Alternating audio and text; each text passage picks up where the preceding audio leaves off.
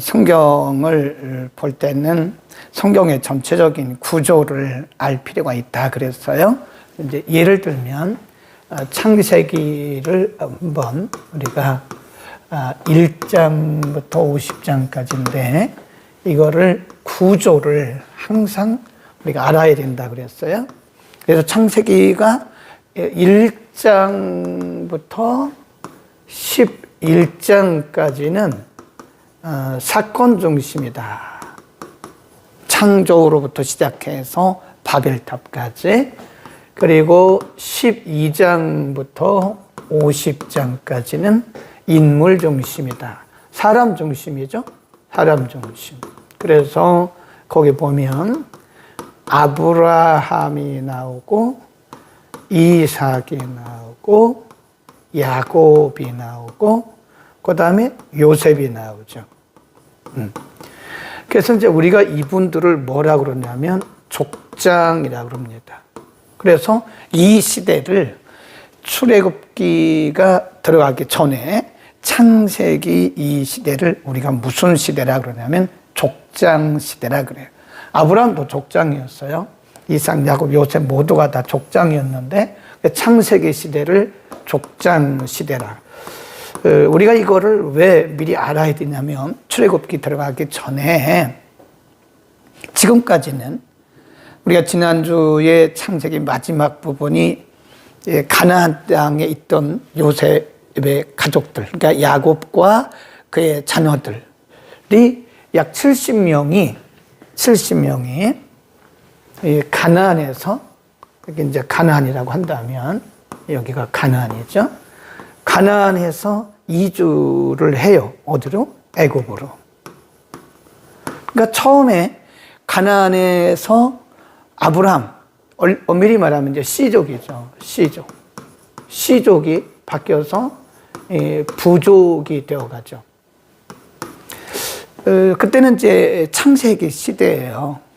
그리고 이때 가나안에 머물고 있던 야곱과 그의 가족들 70명이 애굽으로 이제 이주를 해요. 그리고 애굽에서 하나의 민족 공동체가 탄생을 하죠.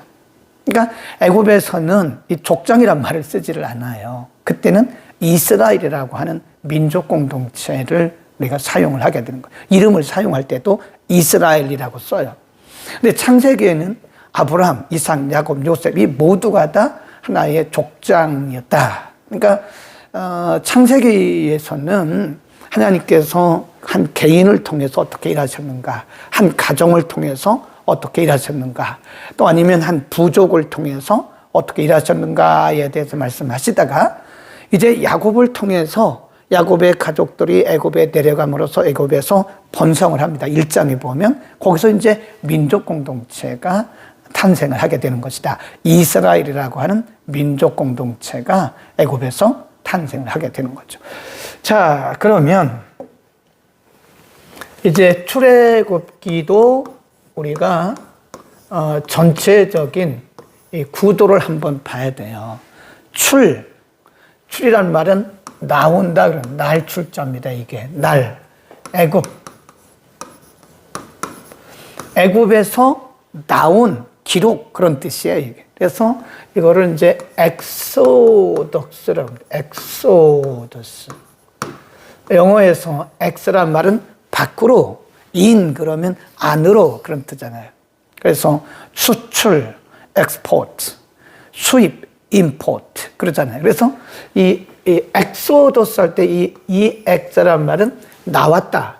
애굽에서 나왔다. 그런데 그러니까 이스라엘 백성들이 애굽에서 나오는 기록을 한 성경이 출애굽기인데요. 크게 보면 출애굽기는 세 구분합니다. 정확하게 말하면 세 구분. 그러니까 전체가 출애굽기는 전체가 40장까지 되어 있어요. 그런데 1장부터 11장까지 1장부터 11장까지는 애굽에서 하나의 민족 공동체를 형성하고 사는 그런 장면이죠. 그리고 12장부터 18장까지는 애굽에서 나와요. 애굽에서 나옵니다. 출애굽을 하는 거죠. 애굽에서 나와서 어디까지 가느냐? 시내산까지.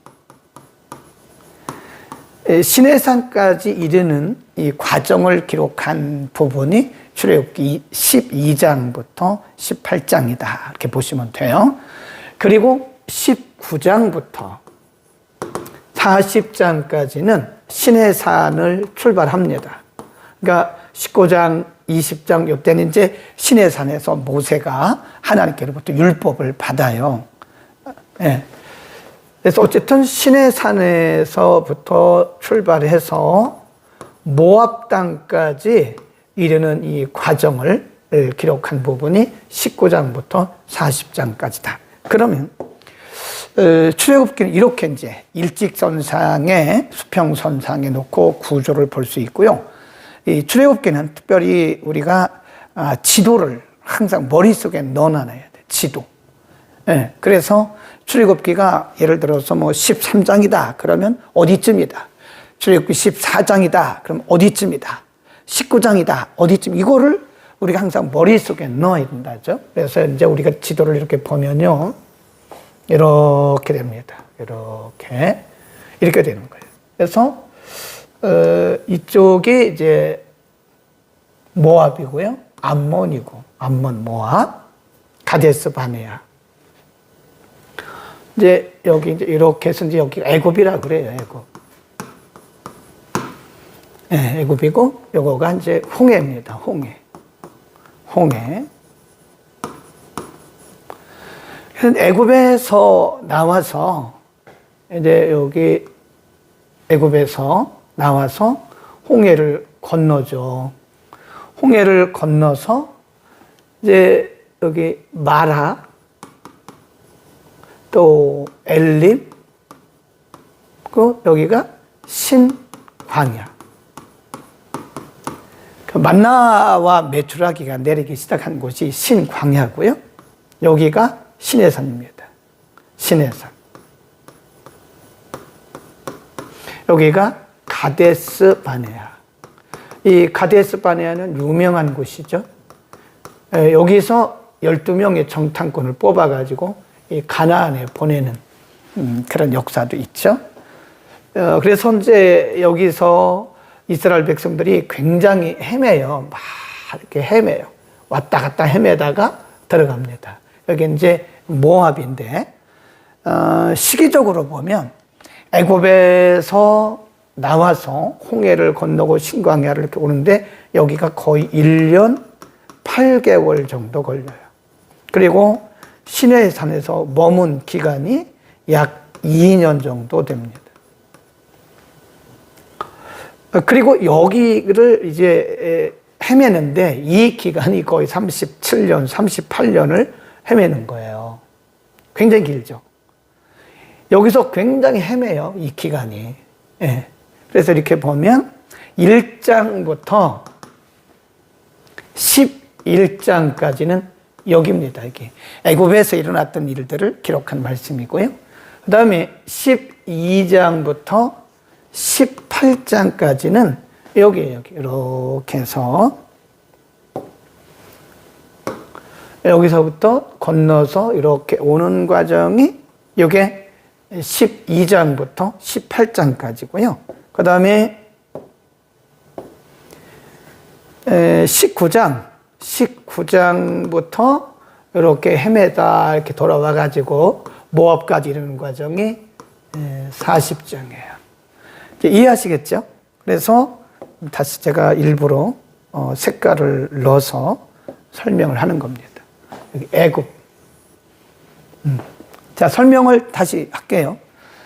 전체가 40장인데 1장부터 11장은 애굽에서 일어났던 일을 상세하게 기록하고 있고, 이 빨간 부분, 이 부분 12장부터 18장까지 굉장히 빠른 속도로 왔는데 여기가 바로 애굽에서 나와서 홍해를 건너서 오는 신광야를 통과하는 이 부분이다. 12장부터 18장. 그 다음에 여기는 광야를 통과한 다음에 시내산에서 2년 정도 머물고 율법을 받고 이런 내용들 19장부터 40장까지다. 그렇게 보시면 되겠죠. 어떻게 그 화면에 색깔이 잘 나오는가요? 여기 보니까 화면에 컬러가 잘 나오진 않는데 어쨌든 이렇게 우리가 이제 출애굽기를 보실 때는요. 여기는 1장부터 11장. 그다음에 애굽에서 나와서 여기 시내산까지 오는 데가 12장부터 18장. 시내산에서 출발해서 모압 땅까지 이르는 헤매는 요 과정이 19장에서 40장. 기억하셨죠? 네. 자, 그렇게 하시면 되고요. 자, 이제 봅니다. 먼저 1장부터 봅니다. 1장부터 11장. 이게 흰색으로 합시다. 흰색으로.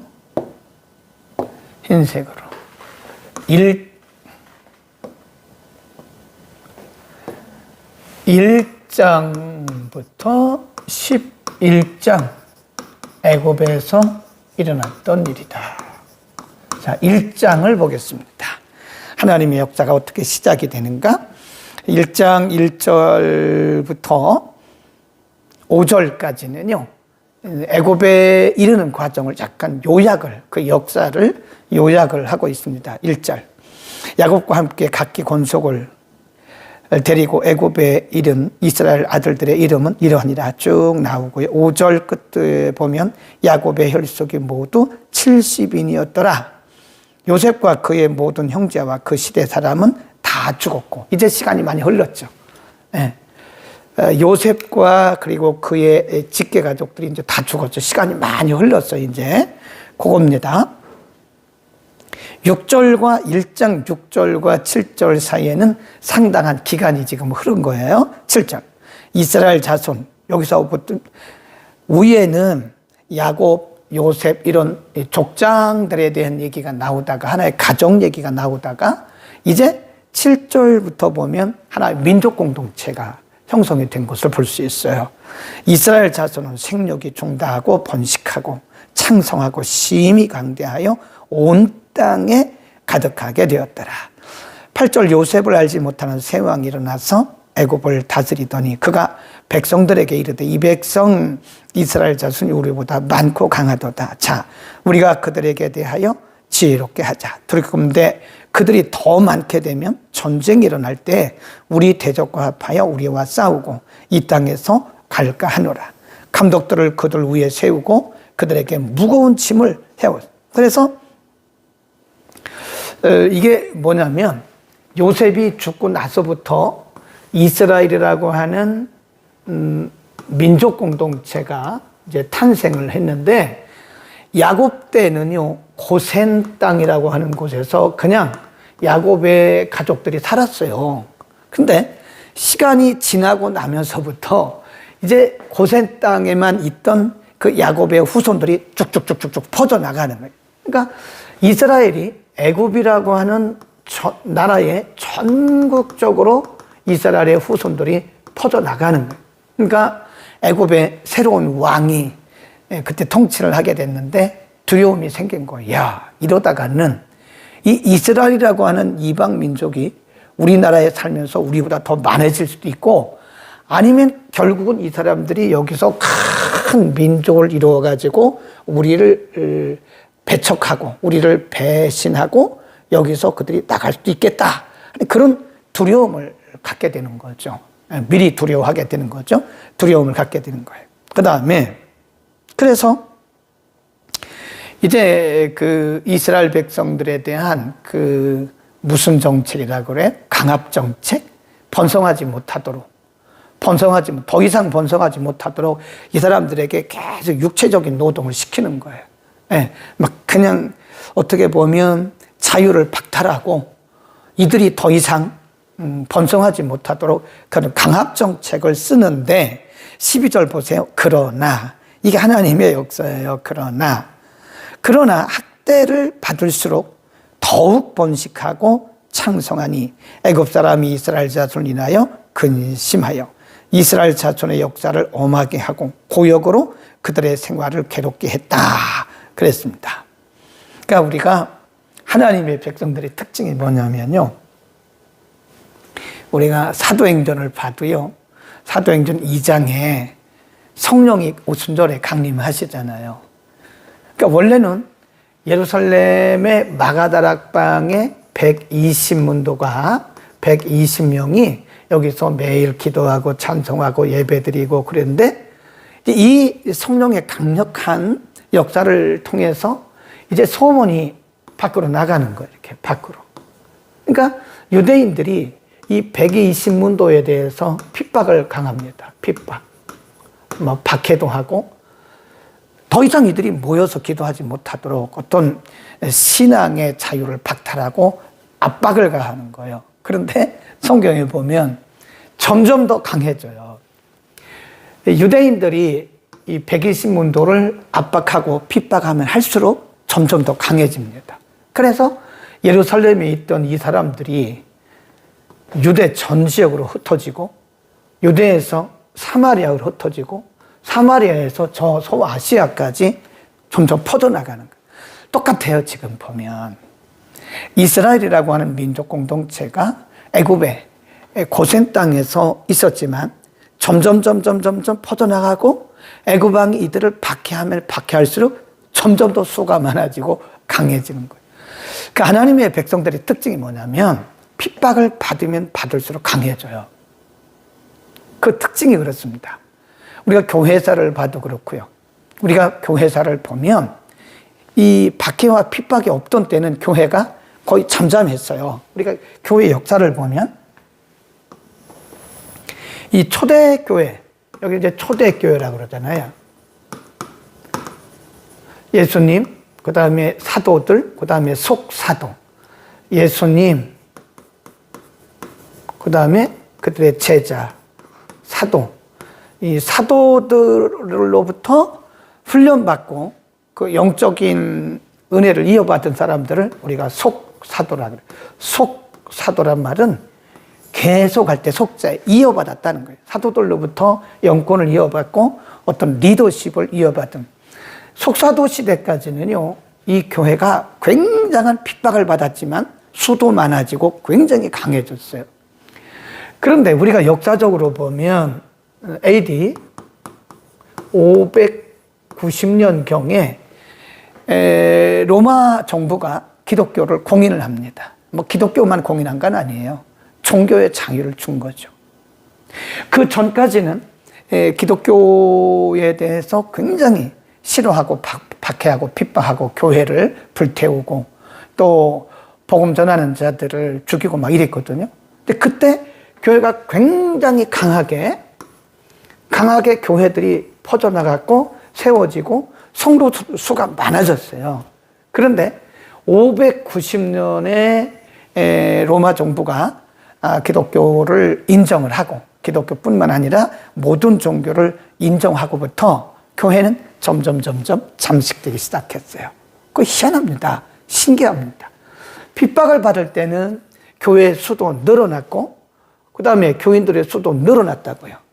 그런데 이 핍박이 없어지면서 기독교를 공인해주고 성도들에게 신앙의 자유가 주어지고 교회를 마음대로 설립할 수 있을 때 이때 교회는 점점 이렇게 하락되었다는 거예요. 네. 그리고 타락했어요. 변질됐어요. 말씀을 떠났어요. 그 비성경적인 그런 일들을 행하게 되죠. 언제까지? 1516년이죠. 그리고 1517년에 드디어 이런 상황에 대해서 하나님께서 여러 지역에 동시다발적으로 하나님의 종들을 세워서 기독교를 개혁하게 했다. 그게 바로 우리가 흔히 말하는 기독교 개혁. 일반 역사에서는 종교 개혁이라. 그래서 그때 이제 종교 개혁이 기독교 개혁이 일어나면서 또 핍박이 가해지는 거죠. 여러 나라에서 핍박이 가해. 이때 교회가 굉장히 발흥을 하다가 쭉 이제 근대 그리고 현대에 오게 되죠. 핍박을 받을 때만큼 교회가 그렇게 발흥하지를 못했어요. 우리가 이게 교회 역사를 쭉 보면 핍박이 있는 핍박이 강할수록 교회가 더 강했고, 핍박이 없는 시대는 교회가 영권이 약해졌다 하는 것을 우리가 볼 수 있습니다. 그러니까 지금 이스라엘 백성들이 애굽 정부로부터 굉장한 핍박을 받는데 오히려 수가 더 많아졌다, 그겁니다. 오늘날도 마찬가지예요. 오늘날도 우리가 핍박은 없지만 개인적으로 어떤 위기나 어떤 시험이나 어떤 고통이나 고난이 왔을 때 우리의 영성이 더 강해지는 거예요. 반대로 우리에게 아무런 고난도 위기도 없어요. 평탄해요. 그러면 육신은 편할지 모르나 우리의 영성은 점점 하락세를 보이는 것을 볼 수 있어요. 그게 영적인 원리다, 막 그렇게 보시면 되겠습니다. 그러니까 다시 한번 보세요. 12절, 그러나 학대를 받을수록 더욱 번식하고 창성했다. 15절, 애굽 왕이 히브리 산파 시브라라 하는 자와 부하라 하는 자에게 일러 가로되 너희는 히브리 여인을 위하여 조산할 때 살펴서 남자가 나면 죽이고 여자가 나면 살려라 그랬어요. 왜 그럴까요? 인구 제한 정책을 쓴 거예요. 이제는 그 이스라엘이라고 하는 이 민족의 씨를 말려야 되겠다. 씨를 말려야 되겠다. 그래서 인구 제한 정책을 쓴 겁니다. 인구 제한 정책. 그래서 그 산파에게 말하기를 여자는 살리고 남자는 죽여라, 그런 거잖아요. 그런데 그 뒤에 보세요. 그러나가 또 나와요. 하나님의 역사는 항상 이런 그러나라고 하는 17절입니다. 시작입니다. 그러나 산파들이 하나님을 두려워하여 애굽 왕의 명을 어기고 남자를 살린지라. 애굽 왕이 산파를 불러서 그들에게 이르되 너희가 어찌 같이 하여 남자를 살렸느냐. 산파가 바로에게 가로되 대답하되 히브리 여인은 애굽 여인과 같지 않고 건장하고 산파가 그들에게 이르기 전에 해산하였더이다 하매 하나님이 그 산파들에게 은혜를 베푸시니라. 20일 산파는 하나님을 경외함으로 하였으므로 하나님이 그들의 집을 왕성하게 하였다. 그러므로 바로가 그 모든 신민에게 명하여 가로되 남자가 나거든 너희는 그를 하수에 던져라, 여자는 살려라. 두 번째 방법이 뭐냐면, 두 번째 정책은 남아 제한 정책이죠. 그래서 그렇게 하라고 했는데 산파들이 그 왕의 명령을 거스르려고, 거스르지 않아도 사실은 남자가 태어날 때 보면 건장한 아이가 태어나는 거예요. 어떤 인간의 전략으로, 인간의 정착으로 하나님의 역사를 막을 수가 없다는 것을 볼 수 있고요. 두 번째 전략이 뭐냐면 이렇게 말해요. 22절. 그러므로 바로가 그 모든 신민에게 명하여 가로되 남자가 나거든 그를 하수에 던져버려라. 그리고 죽이라는 얘기죠. 여자는 살려라. 그런 얘기 아닙니까? 네. 산파들이 말을 안 들으니까 그렇게 한 거예요. 하나님께서 쓰신, 하나님이 예비하신 사람입니다. 예비하신 사람들. 여기 산파. 이걸 보면요. 여기서 우리가 뭘 할 수 있냐면, 사람의, 인간의 정책 또는 전략, 사람의 전략이, 사람의 정책이, 또 쉽게 말하면 사람의 계획이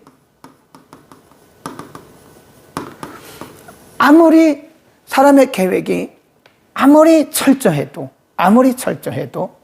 하나님의 방법을 이길 수가 없어요. 네. 하나님이 누구를 통해서든지 이것들을 다 무효화시키는 거예요. 그때 산파들은요, 사실 굉장히 뭐라 그럴까요? 강한 도전을 한 거죠. 사실은 왕이 명령을 내렸는데, 애굽 제국입니다. 애굽 제국의 왕이 명령을 내렸는데 왕의 명령을 거절했다는 것은 상당한 도전, 영적 도전을 한 거죠. 그래서 하나님이 이 산파들에게 복을 주셨어요. 거기 보세요. 하나님이 하나님의 일을 하는 일에 있어서 동역한 자들에게는 반드시 복을 주십니다. 20절에 하나님이 그 산파들에게 은혜를 베푸셨다. 20일 산파는 하나님을 경외하였으므로 하나님이 그들의 집을 왕성케 했다. 그런 거예요. 사람의 말을 들을 것이냐? 하나님의 말을 들을 것이냐? 사람 편에 설 것이냐? 하나님 편에 설 것이냐? 우리가 위험을 무릅쓰고서라도 하나님 편에 서는 자는 반드시 하나님이 보상을 해주십니다. 아멘, 아멘. 그러니까 우리가 보이는 사람을 두려워하면 안 돼요. 마태복음 10장에 보면 예수님께서 제자들을 파송하시면서 사람을 두려워하지 마라. 목숨을 해하는 사람을 두려워하지 말고 영혼까지 뭐하는? 지옥에 넣는 그 하나님을 두려워하라. 인간의 육체를 제어하는, 인간의 육체를 박해하는 그런 사람을 두려워하다가 우리가 잘못하면 중요한 영적인 것을 놓칠 수 있다. 하나님 편에 설 것이냐? 사람 편에 설 것이냐? 그것은 우리의 선택이지만 이 산파들처럼 용기 있게 믿음의 용기를 가지고 사람 편이 아니라 하나님 편에 섰을 때 하나님 반드시 보상을 해주신다. 아멘. 여러분, 믿음의 용기가 필요합니다. 때로는 우리가 목숨이 위태한 한이 있다 할지라도, 우리가 어떤 물질적인 손해를 보는 한이 있다 할지라도 우리가 하나님 편에 섰을 때 우리가 물론 그것에 대한 어떤 보상을 받기 위해서 하는 것은 절대 아닙니다. 그러나 우리가 용기 있게 하나님 편을 선택했을 때 하나님은 우리에게 반드시 보상해 주십니다. 아멘, 아멘. 여러분 모두가 용기 있는 선택을 할 수 있기를 축복합니다. 2장으로 갑니다. 하나님께서 한 사람을 준비해 놓으셨어요. 하나님이 일을 하실 때는 항상 사람을 먼저 준비하십니다. 하나님은 눈에 안 보이시잖아요. 하나님의 역사는 사람을 통해서 일하시기 때문에 언제나 하나님이 사람을 예비해 놓으세요. 거기 보세요. 2장으로 갑니다. 2장. 레위 족속 중 한 사람이 가서 레위 여자에게 장가들었다. 거기 줄급시다. 하나님이 앞으로 큰 일을 하기 위해서 이스라엘 백성들의 큰 지도자를 준비하시는데 하나님께서 레위 족속의 한 사람을 쓰시는 거예요. 그러니까 지금 모세라고 하는 사람이 태어나는데 그 모세의 혈통을 얘기하면서 레위 족속이라 그랬어요. 레위 지파다. 이게 참 우연이 아닌 것 같아요. 네. 장가 들었더니 그 여자가 잉태 아들을 낳아 그 준수함을 보고 그를 석 달을 숨겼더니 더 숨길 수 없이 그를 위하여 갈상자를 가져다가 역청과 나무친을 치라고 아이를 거기 담아 하숫과 갈대 사이에 두고 그 누이가 어떻게 되는 것을 알려고 멀리 섰더니 바로의 딸, 애굽 왕의 딸이죠. 목욕하러 하수로 내려오고 시녀들은 하숫가에 거닐 때에 그가 갈대 사이의 상자를 보고 시녀를 보내어 가져다가 열고 그 아이를 보니 아이가 우는지라. 그가 불쌍히 여겨르되 이는 히브리 사람의 아이로다. 그 누이가 바로의 딸에게 이르되 내가 가서 히브리 여인 중에서 유물을 불러다가 당신을 위하여 이 아이를 젖먹이게 하리까? 바로의 딸이 그에게 이르되 가라. 그 소녀가 가서 아이의 어미를 불러오느니라. 이렇게 보면 이제 모세라고 하는 앞으로의 대지도자가 태어나는 과정인데 그 모세가 태어나는 과정 그리고 그가 이제 앞으로 큰 지도자가 되기 위해서 하나님의 드라마가 대본이 막 지금 진행이 되고 있는 거예요. 네. 근데 그때에 계속해서 지금 애굽 왕의 명령은 남자를 보게 되면 남자가 태어나게 되면 다 죽이라는 거 아니에요? 아니면 하숫가에 던지라는 거 아니에요? 근데 그 모세 어미가 그 아이를 보니까 너무나 준수한 거예요. 이 아이를 그냥 하수에다 버려서 죽게 하기는 너무 아까운 거예요. 그러니까 갈대 상자 이게 참 멋있는 말이에요. 갈대 상자를 만들어서 갈대 상자 안에다 어린 아이를 이렇게 넣은 거예요. 그러니까 이 갈대 상자 안에서 어린 아이가 막 울지 않겠습니까? 근데 마침 애굽 왕의 딸이 목욕을 하러 온 거예요. 여기로. 하필이면 여기로 온 거예요. 네. 이걸 우리가 뭐라 그러냐면 하나님의 시간이라 그럽니다. 하나님께서 감독이시잖아요, 지금.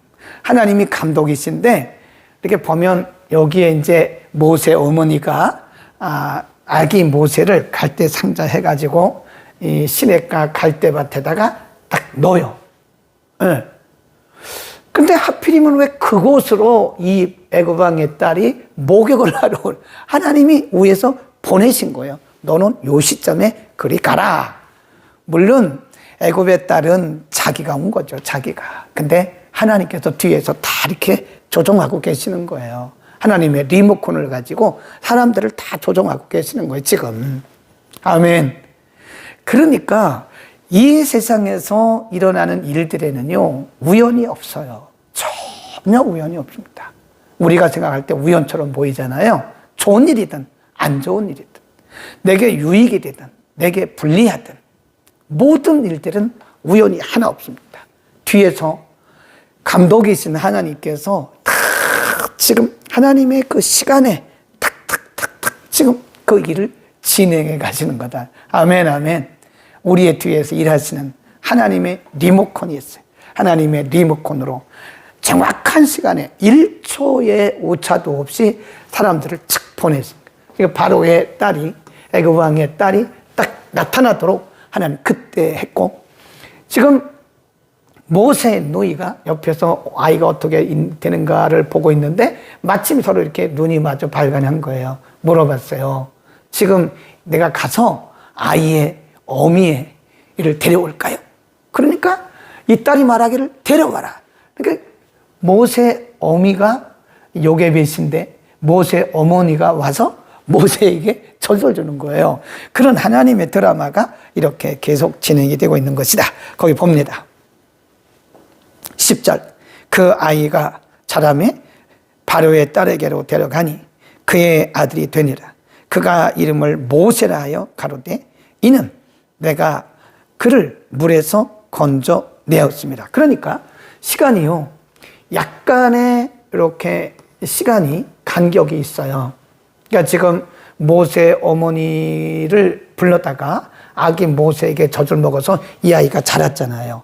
그러니까 어느 정도 자랐을 때, 어느 정도 이 모세가 자랐을 때 애굽 왕의 딸이 말하기를 그를 데려와라. 네. 그래서 그 이름을 그 애굽의 왕이 그렇게 진 거예요. 뭐라고 진 거죠? 강에서 건졌다.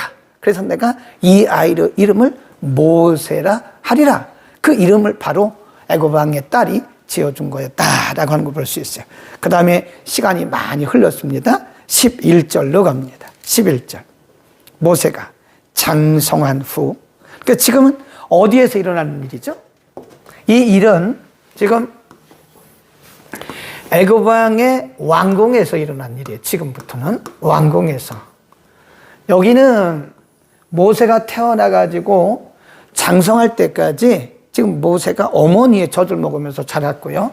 어느 정도 자랐을 때 모세를 왕궁으로 데려왔어요. 그리고 그 이름을 모세라고 애굽 왕의 딸이 이름을 줘준 거예요. 공주가 이름을 줘준 겁니다. 그리고 시간이 많이 흘렀어요.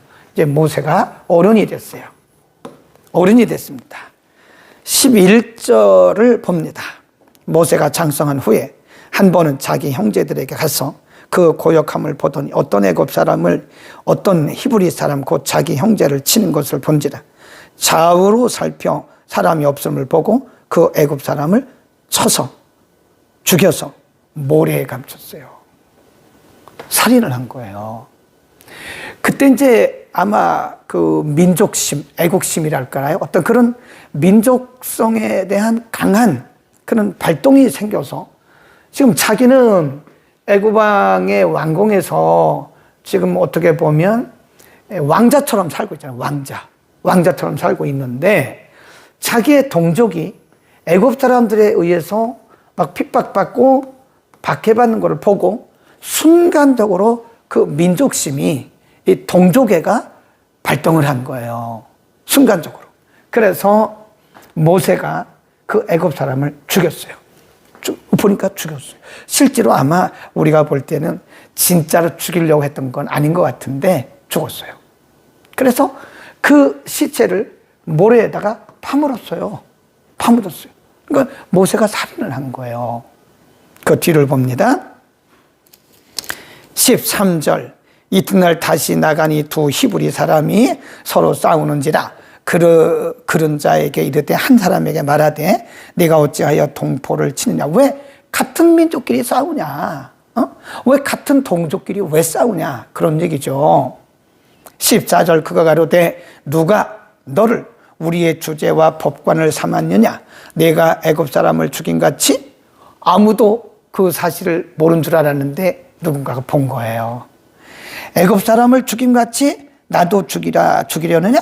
모세가 두려워 가로되 일이 탄로났구나. 15절. 바로가 이 일을 듣고 모세를 죽이고자 하여 찾은지라 모세가 바로의 낯을 피하여 어디로 가요?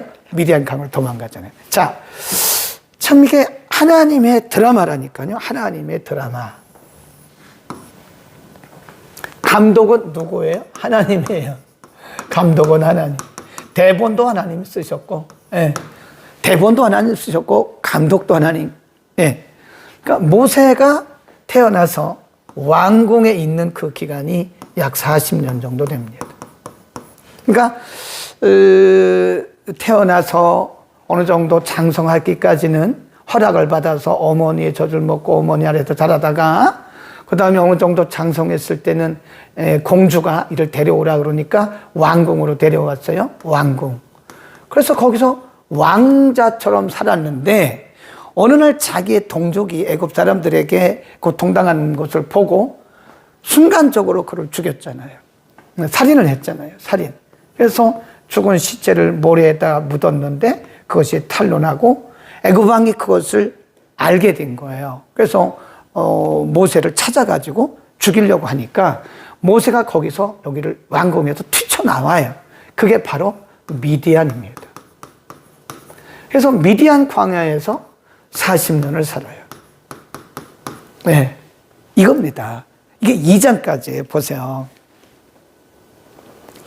그래서 미디안 광야로 도망을 치죠. 16절. 미디안 제사장에게 7달이 있더니 그들이 와서 물을 길어 구요에 채우고 그 아비의 양 무리에게 먹이려 하는데 목자들이 와서 그들을 쫓는지라 모세가 일어나 그들을 도와 그 양 무리에게 먹이니라.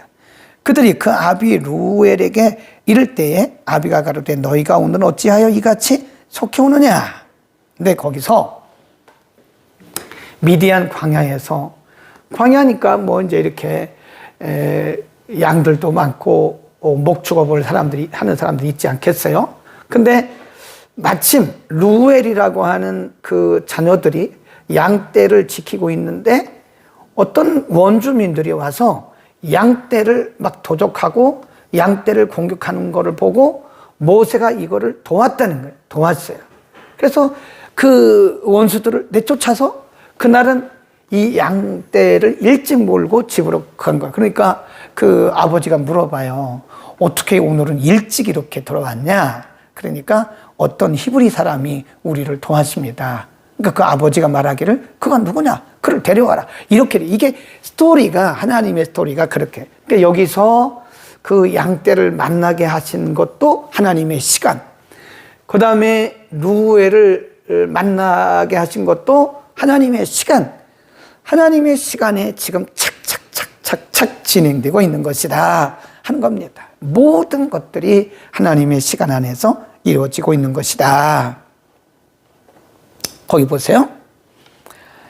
20절. 아비가 딸들에게 이르되 그 사람이 어디 있느냐? 너희가 어찌하여 그 사람을 버리고 왔느냐? 그를 청하여 음식으로 대접하라 하였더라.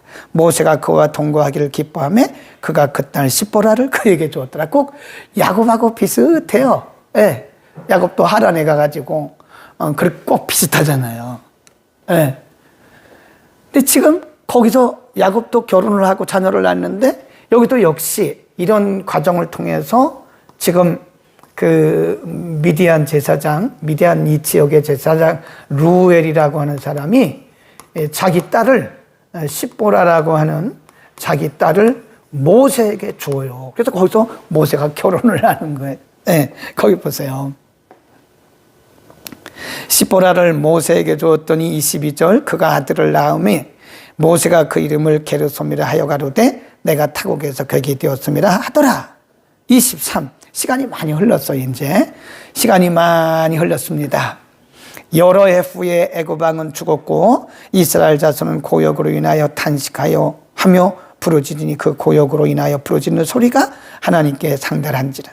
하나님이 그 고통 소리를 들으시고 아브라함과 이삭과 야곱에게 세운 거기 줄 보세요. 언약을 기억하셨다.